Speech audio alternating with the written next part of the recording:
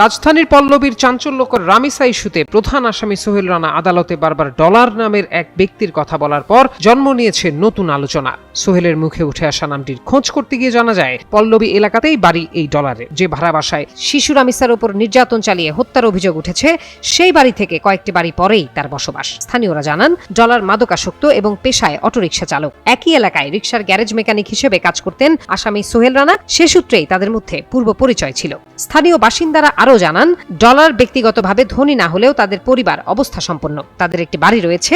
নেশার খরচ জোগাতেই তিনি অটোরিকশা চালান। 5 ভাই ও 2 বোনের মধ্যে এই ডলার সবার ছোট। ডলারের বড় ভাই সেলিম রায়হান গণমাধ্যমকে জানিয়েছেন প্রায় 19 বছর ধরে পরিবারের সঙ্গে ডলারের কোনো সম্পর্ক নেই। রামিসা হত্যাকাণ্ডে ডলারের সম্পৃক্ততা প্রমাণিত হলে তারও সর্বোচ্চ শাস্তি হওয়া উচিত বলে মন্তব্য করেন তিনি।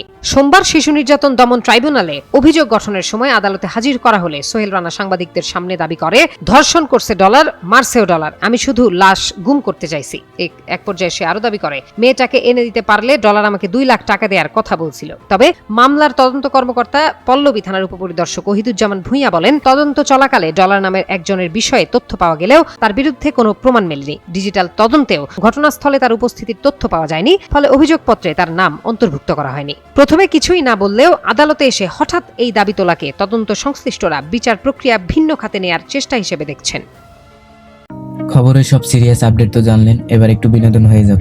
ঘুরে আসুন আমাদের চর বিজয় গ্রুপ চ্যানেল থেকে। এই ভিডিওর ডেসক্রিপশন বক্সে আমাদের চ্যানেলের লিংক আছে, এক ক্লিকে গিয়ে দেখে আসুন।